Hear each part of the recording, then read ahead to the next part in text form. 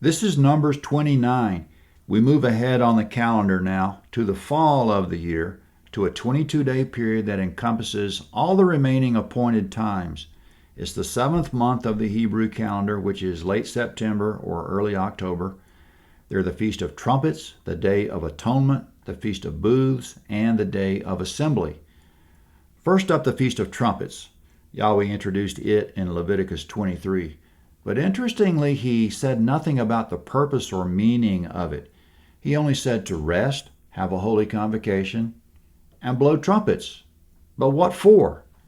So the meaning of the feast might be purely prophetic of something that hasn't happened yet. The first 4 feasts of the year turned out to have prophetic significance, but we don't know of any prophecies fulfilled on the days of the final feasts of the year, so we wonder if this is a hint of prophetic things to come. With regard to trumpets, there are several prophecies in the New Testament that have to do with trumpets. Listen to this from 1 Thessalonians 4:16, quote, "For the Lord himself will descend from heaven with a shout, with the voice of the archangel, and with God's trumpet. The dead in Christ will rise first, then we who are alive, who are left, will be caught up together with them in the clouds to meet the Lord in the air. So we will be with the Lord forever." End quote. See also 1 Corinthians 15:51 and Matthew 24:31 for prophetic passages that include trumpets.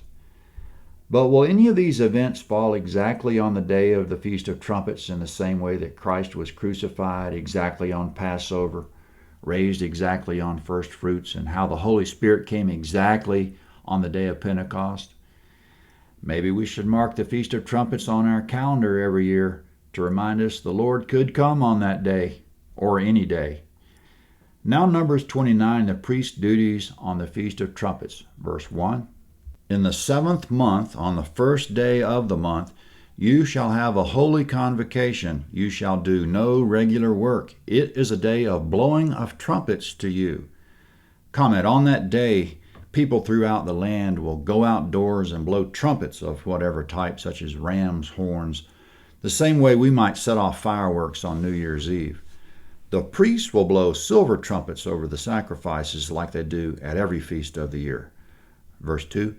You shall offer a burnt offering for a pleasant aroma to Yahweh, 1 young bull, 1 ram, 7 male lambs a year old without defect, and their meal offering, fine flour mixed with oil, 3/10 for the bull, 2/10 for the ram, and 1/10 for every lamb of the 7 lambs, and 1 male goat for a sin offering to make atonement for you, in addition to the burnt offering of the new moon and its meal offering, and the continual burnt offering and its meal offering, and their drink offerings, according to their ordinance, for a pleasant aroma, an offering made by fire to Yahweh.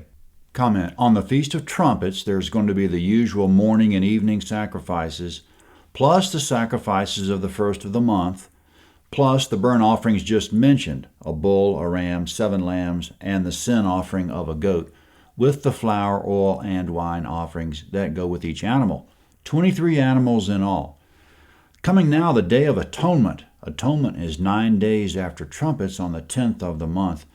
According to the law of Leviticus chapter 23, there shall be no work, a holy convocation, sacrifices, and most importantly, self-affliction on that day.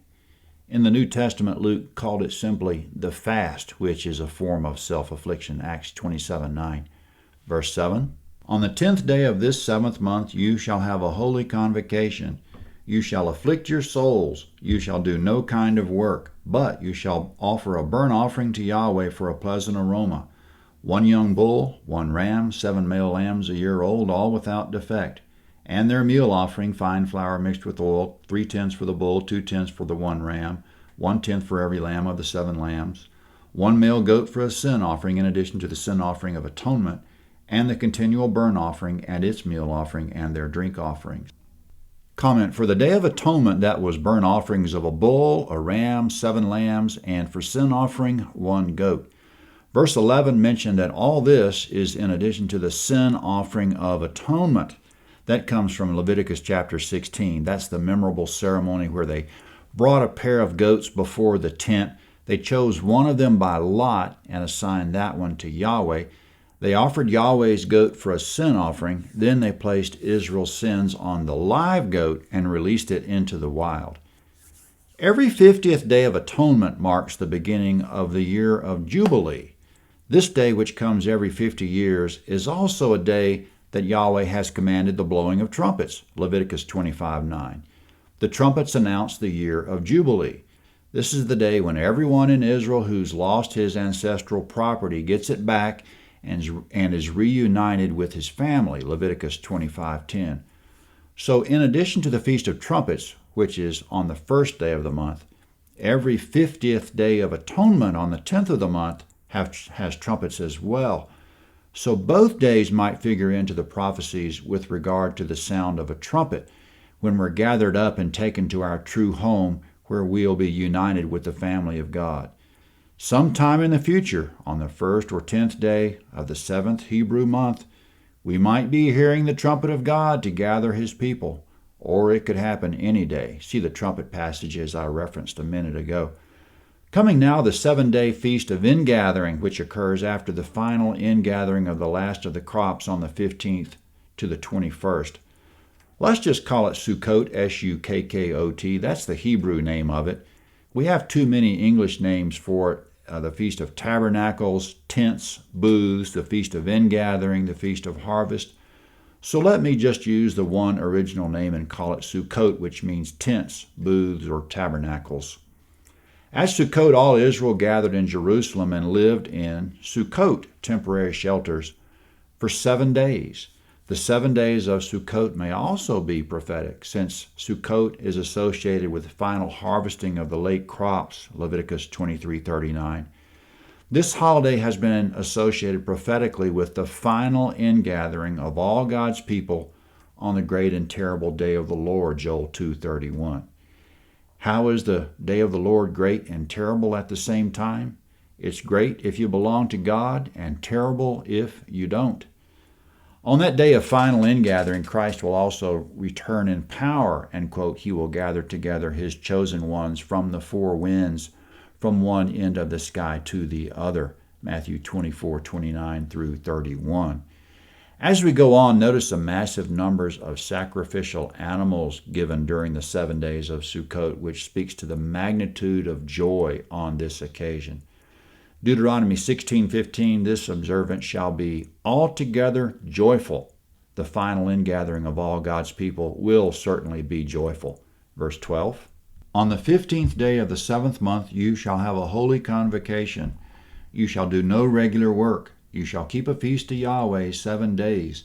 You shall offer a burnt offering, an offering made by fire of a pleasant aroma to Yahweh, 13 young bulls, 2 rams, 14 male lambs a year old, all without defect, and their meal offering, fine flour mixed with oil, 3/10 for every bull of the 13 bulls, 2/10 for each ram of the 2 rams, and 1/10 for every lamb of the 14 lambs, and 1 male goat for a sin offering, in addition to the continual burnt offering, its meal offering, and its drink offering. On the 2nd day you shall offer 12 young bulls, 2 rams, 14 male lambs a year old without defect, and their meal offering and their drink offerings for the bulls, for the rams, and for the lambs according to their number, after the ordinance, and 1 male goat for a sin offering, in addition to the continual burnt offering, with its meal offering and their drink offerings. On the 3rd day, 11 bulls, 2 rams, 14 male lambs a year old without defect, and their meal offering and their drink offerings for the bulls, for the rams, and for the lambs according to their number, after the ordinance, and 1 male goat for a sin offering, in addition to the continual burnt offering and its meal offering and its drink offering. On the 4th day, 10 bulls, 2 rams, 14 male lambs a year old without defect, their meal offering and their drink offerings for the bulls, for the rams, and for the lambs according to their number, after the ordinance, and 1 male goat for a sin offering, in addition to the continual burnt offering, its meal offering, and its drink offering. On the 5th day, 9 bulls, 2 rams, 14 male lambs a year old without defect, and their meal offering and their drink offerings for the bulls, for the rams, and for the lambs according to their number, after the ordinance, and 1 male goat for a sin offering, in addition to the continual burnt offering and its meal offering and its drink offering.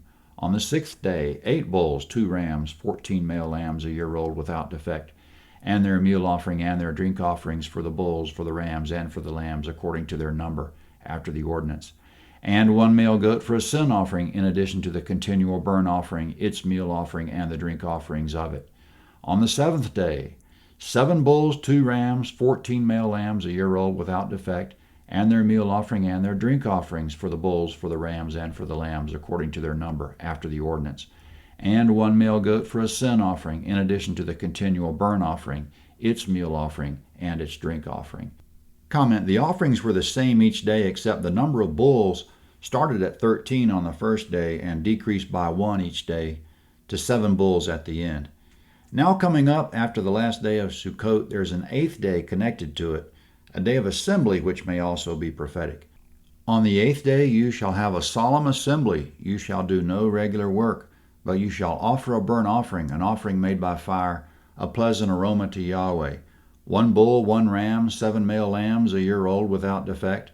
Their meal offering and their drink offerings for the bull, for the ram, and for the lambs shall be according to their number after the ordinance. And 1 male goat for a sin offering, in addition to the continual burnt offering, with its meal offering and its drink offering. Comment: now 2 final verses that summarize this chapter and the last. Verse 39. You shall offer these to Yahweh in your set feasts, in addition to your vows and your freewill offerings, for your burnt offerings, your meal offerings, your drink offerings, and your peace offerings. Moses told the children of Israel according to all that Yahweh commanded Moses. Comment: Moses passed all that on to Israel. That's the chapter. See you next for Numbers 30 at landofhavilah.net. Numbers 30.